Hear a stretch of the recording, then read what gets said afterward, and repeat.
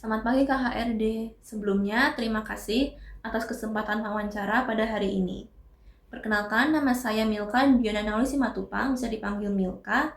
Saya adalah fresh graduate dari Universitas Multimedia Nusantara, jurusan DKV, peminatan Visual Brand Design.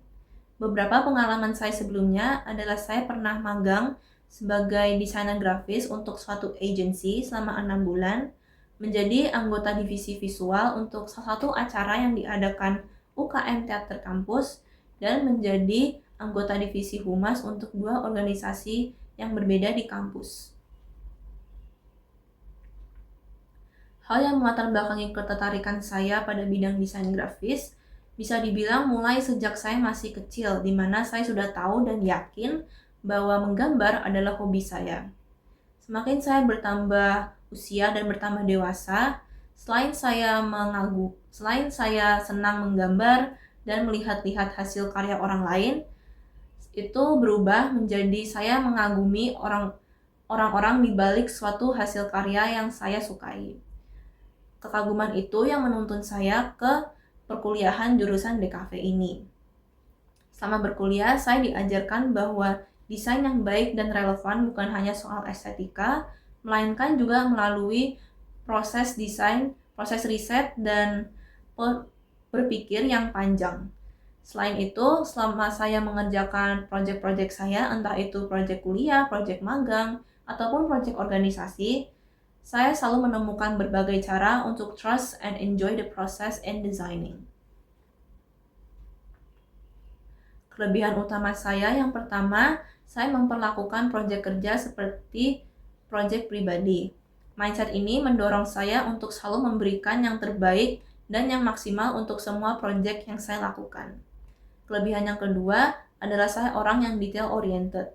Kepribadian ini membuat saya untuk selalu menyiapkan backup, entah itu backup plan, backup idea, dan yang paling penting sebagai seorang desainer grafis adalah backup file. Selain dapat menghindari kesalahan ataupun error yang dapat terjadi, kepribadian ini juga menyiapkan saya dalam menghadapi worst case scenarios yang dapat terjadi. Kekurangan saya yang pertama, saya membutuhkan waktu untuk adaptasi dengan lingkungan dan orang-orang baru. Hal ini menghambat saya untuk memulai interaksi duluan. Nah, cara saya mengatasinya adalah dengan cara mengobservasi lingkungan dan kultur yang ada di kantor, lalu mencoba bonding dengan rekan-rekan kerja di dalam tim maupun di luar tim. Kekurangan yang kedua adalah saya orang yang kerap overthink akan kesan orang lain terhadap diri saya dan hasil karya saya. Hal ini menghambat saya karena saya akan menjadi rendah diri duluan sebelum memulai mengerjakan proyek. Nah, cara saya mengatasinya adalah dengan cara fokus memaksimalkan diri untuk proyek-proyek setelahnya. Proyek desain yang paling merepresentasikan kemampuan saya ada 2. Yang pertama adalah proyek desain membuat buku dan website untuk Banda Neira. Beberapa tantangan yang saya hadapi selama pengerjaan proyek ini adalah tenggat waktu yang singkat dan keterbatasan skill. Karena sebelum saya menerima proyek ini, saya belum pernah menggunakan aplikasi Figma sama sekali. Sedangkan untuk membuat website, saya membutuhkan aplikasi Figma. Tentu saja pada awal-awalnya saya mengalami kesulitan dan juga kebingungan dalam mengoperasikan dan membuat website untuk proyek ini. Hal yang saya lakukan untuk mengatasinya adalah saya banyak bertanya kepada rekan-rekan kerja saya yang lebih mahir dan mengerti tentang Figma, lalu saya banyak menonton video tips and tricks serta tutorial singkat di internet. Outputnya, saya bisa mendeliver buku dan website ini dengan tepat waktu, lalu saya juga puas dengan hasilnya, klien juga puas dan memberikan saya feedback yang baik. Tapi yang paling penting bagi saya adalah bagaimana selama proyek ini saya merasakan bagaimana skill gambar digital saya meningkat secara signifikan. Kemudian ada proyek kedua, yaitu proyek membuat motion graphic video motion graphic untuk brand Greenfields. Nah, project ini itu saya lakukan ketika saya masih duduk di bangku perkuliahan, di mana project ini adalah bentuk ujian akhir mata kuliah digital media. Nah, mata kuliah ini tuh saya ikuti di semester 3. Tantangannya sama seperti project sebelumnya, yaitu tenggat waktu yang singkat dan keterbatasan skill. Karena sebelum saya mengikuti mata kuliah ini, saya belum pernah menggunakan software video editing sama sekali. Sedangkan untuk mata kuliah ini, kami diwajibkan untuk menggunakan software Adobe After Effects. Tentu saja saya mengalami kesulitan dan juga kebingungan akan cara mengoperasikan software ini, hingga saya tidak pernah puas dengan tugas-tugas awal dan juga hasil UTS saya. Namun setelah UTS, saya memutuskan bahwa saya ingin memaksimalkan dan mengoptimalkan hasil video motion graphic untuk ujian akhir saya. Cara-cara yang saya lakukan untuk memaksimalkan project ini adalah dengan banyak bertanya kepada teman-teman saya yang lebih mengerti dan mahir tentang After Effects, rajin asistensi dengan dosen dan asisten dosen, menonton berbagai video tutorial dan tips and tricks di internet, dan yang paling utama bagi saya adalah saya menyempatkan waktu sendiri untuk mempelajari dan mengeksplor tools, effects, dan juga interface dari Adobe After Effects itu sendiri. Outputnya, saya dapat menghasilkan video motion graphic yang saya puas dengan hasilnya, lalu saya juga mendeliver project ini dengan tepat waktu, dan saya mendapatkan nilai yang bagus, yaitu nilai A. Proses kerja saya dimulai dengan pertama-tama meringkas poin-poin penting dari brief yang saya terima dari klien.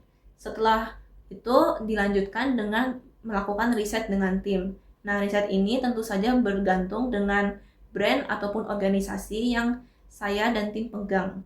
Tetapi kurang lebih riset itu meliputi latar belakang, analisa target audience, hingga pada akhirnya mendapatkan tujuan akhir desain dan creative brief. Setelah riset, tahap selanjutnya adalah proses desain. Meliputi mind mapping, mencari dan mengumpulkan referensi desain sebelumnya, membuat mood board, hingga membuat stylescape untuk arahan visual yang lebih jelas. Setelah kedua tahap ini selesai, hasil riset dan progres desain dikirim kepada klien. Dan jika klien setuju, maka saya dan tim akan lanjut ke tahap selanjutnya, yaitu membuat desain final. Nah, dalam tahap desain final ini, kami akan banyak bertanya kepada satu sama lain tentang masukan dan juga opini mereka terhadap desain yang kami buat. Sebelum kami mengumpulkan hasil desain final kepada klien, kami masing-masing akan mengumpulkan hasil desain final kami masing-masing untuk di-merge dan akhirnya diberikan kepada klien. Batasan saya menggunakan AI hanya untuk kebutuhan riset dan juga meminta feedback. Misalnya, ketika ada bagian dari riset yang kurang jelas ataupun susah ditemukan di internet, maka saya akan meminta jawaban sekaligus sumbernya ke AI. Nah, untuk sumbernya ini selanjutnya akan saya saring lagi sebelum saya memasukkan referensinya di hasil riset. Contoh kedua adalah dengan meminta feedback. Misalnya ketika ada desain ataupun progres yang saya kurang yakin ataupun merasa janggal, saya akan mengirimkan progres desain tersebut sekaligus prompt ke AI menanyakan apa saja yang perlu dipertahankan, dikembangkan, dan yang sebaiknya diubah. Catatan samping, tidak semua feedback yang diberikan oleh AI saya terima mentah-mentah, tetapi akan menjadi pembahasan bagi saya dan tim nantinya. Cara saya menyikapi revisi pertama-tama adalah menjadi pendengar yang baik. Saya akan mendengarkan segala masukan dan pendapat orang lain terhadap progres desain saya sejauh itu. Nah, yang kedua adalah selanjutnya saya akan mencoba untuk menjelaskan sudut pandang saya terhadap desain ini. Misalnya dari latar belakangnya, apa yang coba saya representasikan, kenapa saya desain seperti itu, dan sebagainya. Namun jika mereka masih kurang setuju, maka hal yang akan saya lakukan pada akhirnya adalah mengikuti arahan revisi dan juga masukan dari yang sudah saya terima di awal.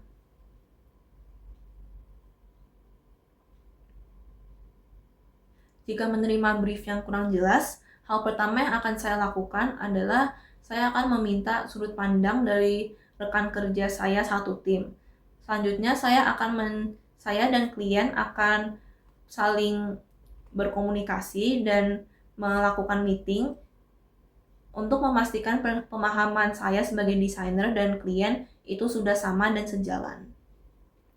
Selanjutnya, jika saya menerima perubahan di tengah progres pengerjaan, hal pertama yang akan saya lakukan adalah saya akan meninjau seberapa besar perubahan yang klien inginkan. Lalu selanjutnya apakah perubahan tersebut termasuk cakupan kerja saya dan tim. Misalnya ada batasan maksimal revisi yang diajukan oleh klien, dan jika klien ingin melakukan revisi lagi walaupun sudah melewati batas dari kesepakatan, maka apakah ada fee atau mungkin lainnya seperti itu.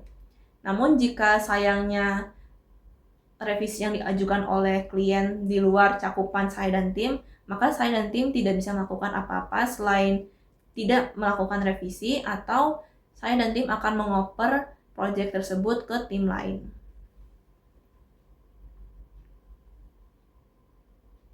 Peran seorang desainer grafis dalam suatu tim itu tentu saja sangat besar, terutama di mana brand ataupun organisasi saat ini sangat bergantung dengan public appearance ataupun social appearance.